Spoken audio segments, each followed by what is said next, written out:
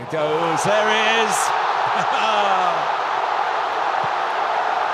21 goals, 6 World Cups, one final dance at 39, against a boy who was 6 months old the last time they stood this close together. A photo in 2007, a final in 2026. Nobody planned this. Football simply waited 19 years to finish the sentence. Barcelona, 2007. A 20-year-old Messi holds a baby for a charity calendar shoot. Nothing special, just a favor for a local family. The baby's name is Lamine Yamal. Nobody in that room has any idea what they're actually looking at. 19 years later, that baby turns 19, 3 days before walking out at MetLife Stadium to face the man who once held him, for the World Cup itself. You couldn't write this. Too neat, too impossible, and yet here it is, real and unscripted, sitting at the center of the biggest football match on the planet. Because this isn't just a final. This is Argentina against Spain, two nations that have played each other exactly once at a World Cup in 60 years, a single forgotten group match in 1966 that ended 2-1 and then vanished from memory for 6 decades. Now, on the sport's biggest stage, with everything on the line, they finally get a rematch nobody scheduled and nobody saw coming. And it's not just the countries colliding, it's the two ends of an era. Messi, 39 years old, already the greatest goal scorer in World Cup history, already a champion, already with nothing left to prove to anyone, chasing the one ending that has never happened in over 60 years. Back-to-back World Cup titles. The last time it happened, Brazil did it in 1962. Nobody has managed it since. And on the other side of the same pitch, wearing the same red and gold that Spain wore when they lost to Argentina in that one forgotten match 6 decades ago, stands the kid from that photograph. 19 years old, already a European champion, already the youngest player nominated for a Ballon d'Or in history, already, somehow, being spoken about in the same breath as the man who once bathed him for a camera crew. One player is trying to write the final line of the greatest career football has ever produced. The other is trying to write the very first line of his own. And in exactly one match, on exactly one afternoon, football is about to force them to write those lines against each other. To understand why this single match carries so much weight, you have to go back further than either player's career. You have to go back to the very beginning of the World Cup itself, 1930, Montevideo, the first World Cup final ever played. Argentina lead Uruguay at halftime and lose. They become the first nation in history to lose a World Cup final, a category of heartbreak they would go on to specialize in for the next 90 years. Their response was, in typical Argentine fashion, dramatic. They played one match at the next World Cup, lost that too, and then simply didn't show up again for 24 years.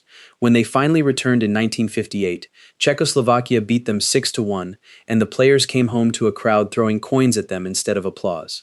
Spain's early history wasn't much kinder. They arrived at the 1934 World Cup with a squad held together by sheer stubbornness and a goalkeeper who could barely stand by the end of the tournament. Between a surprising fourth-place finish in 1950 and the year 2010, Spain won exactly 3 World Cup knockout matches. 3, across 60 years. They had a nickname for what they produced instead, La Furia, the Fury. Beautiful, technical, endlessly talented, and endlessly eliminated before it mattered. And somewhere in the middle of all that shared misery, these two nations played each other, once. 1966, Villa Park, Birmingham. Not a final, not even a knockout match. Just an unglamorous group stage fixture that most of the crowd had actually shown up to watch a different team play. It finished 2-1 to Argentina. Nobody thought much of it at the time. Spain went home soon after and didn't qualify for another World Cup for 12 years. Argentina advanced, and their tournament turned ugly in the very next round, a controversial red card against England that Argentina still refers to, 6 decades later, as the robbery of the century. That one forgotten afternoon in Birmingham is the entire recorded history between these two football nations at a World Cup. One match, 3 goals, 60 years of silence. And then, almost as if scripted by something bigger than either federation, both countries' fortunes finally turned, just a few years apart from each other, and through almost identical formulas. Argentina found their salvation in 1978, on home soil, lifting their first World Cup. Then came Maradona in 1986, the most electric individual tournament the sport had ever witnessed. Spain's turn came decades later, in the summer of 2010, when Andres Iniesta scored in the 116th minute of the final and ended 60 years of Spanish heartbreak in a single swing of his right boot. Notice the pattern. Spain didn't win that tournament with beauty. They won it with suffocation. 8 goals scored across the entire competition, the fewest ever by a champion. Every knockout match decided by a single goal.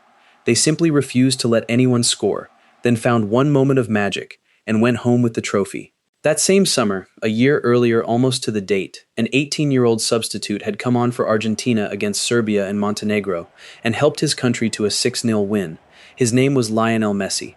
Remember that date, because it comes back around in a way nobody could have predicted. Exactly 20 years later, almost to the day, Messi would score a hat-trick against Algeria to open this very World Cup. At 38 years and 357 days old, the oldest man to ever score a World Cup hat-trick, and the moment that pulled him level with the tournament's all-time scoring record. 6 days later, he broke it outright. Football has a strange habit of writing its own symmetry, and this entire story is full of it. Now fast forward through both nations' long, complicated relationships with heartbreak. Spain's early exit as defending champions in 2014, humiliated 5-1 by the Netherlands in their opening match. Argentina's own gutting final defeat that same tournament, Messi walking past the trophy afterward like a man being handed a bill for something he never ordered. 4 more years of the same unbearable question hanging over him. Could he ever actually win the one thing that mattered? Then, December 2022, penalties. Emiliano Martinez turning into a wall between the posts. Messi finally lifting the only trophy anyone had ever accused him of not having.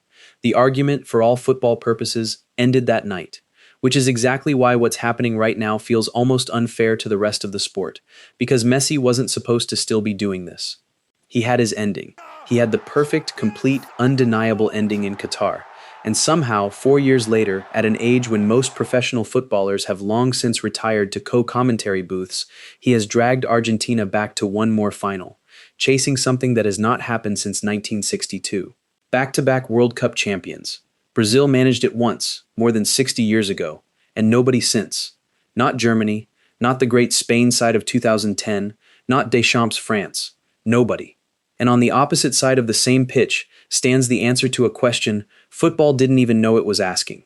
While Messi spent 2010 winning his first Ballon d'Or as the best player alive, the boy who would one day try to end his story was being born into a working-class neighborhood in Mataro, the son of a Moroccan father and a mother from Equatorial Guinea, learning the game on concrete outside his apartment block. He was scouted at 6. He debuted for Barcelona's first team at 15. He scored for Spain at 16.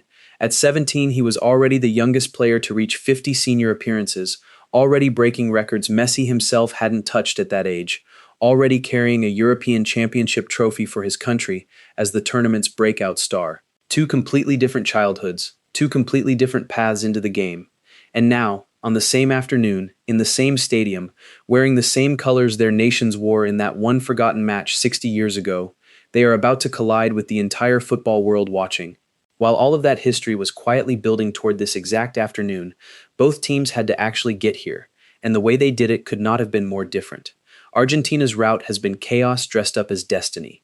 Cape Verde, a nation of 500,000 people, playing their first ever World Cup, pushed them all the way to extra time in the round of 32 before finally losing 3-2. Then Egypt, in a 5-goal thriller that could have gone either way, Argentina edging it 3-2 again. Then a brutal semifinal against England in Atlanta, where Argentina found themselves losing with 5 minutes left on the clock. Enzo Fernandez equalized in the 85th minute. 2 minutes into stoppage time, Lautaro Martinez headed home the winner. Messi assisted both goals inside 7 minutes. 7 matches, 7 wins, 19 goals, and more than half of them arriving after the 75th minute. Argentina don't beat you early. They wait. They let you believe the upset is coming, and then, when you're already celebrating in your head, they take it away from you in the final minutes. There's something almost cruel about it, considering how many times this exact nation was on the wrong end of that same script for most of the last century. Spain went the completely opposite direction. Not chaos, control. A goalless draw against Cape Verde to open the tournament, and then simple, ruthless efficiency from there. 4-0 over Saudi Arabia. A composed win over Austria.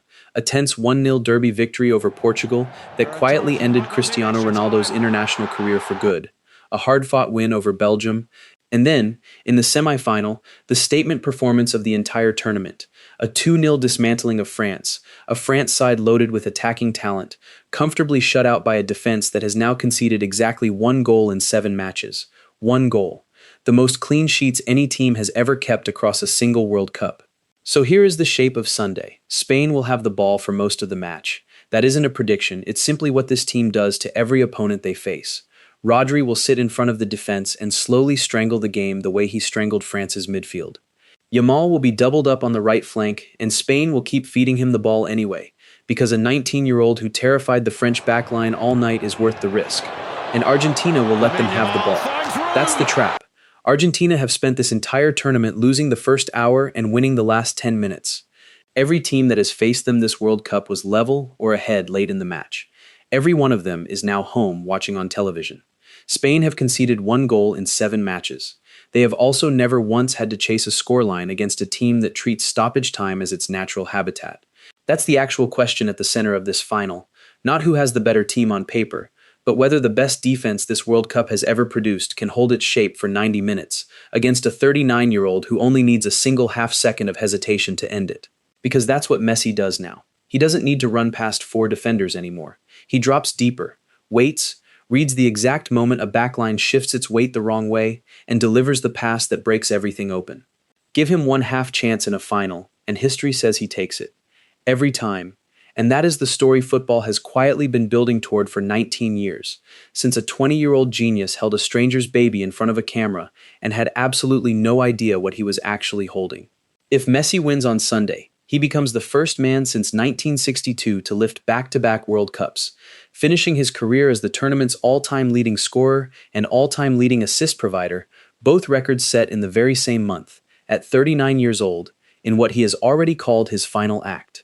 If Yamal wins instead, he becomes something the sport has genuinely never produced, the youngest player to ever win a World Cup final and a European Championship before turning 20. Nobody has ever done both. Nobody has even come close. One of them is trying to close the greatest story football has ever told. The other is trying to open a new one, standing in the exact same stadium, wearing the exact same shirt his nation wore the one and only other time these two countries ever met at a World Cup, 60 years ago to the day. There is no rematch after this. Messi will be 43 when the next World Cup arrives. Yamal will be 23, and it will never mean quite the same thing again. One match, 2 eras, 60 years of silence finally broken. Sunday decides which story gets remembered.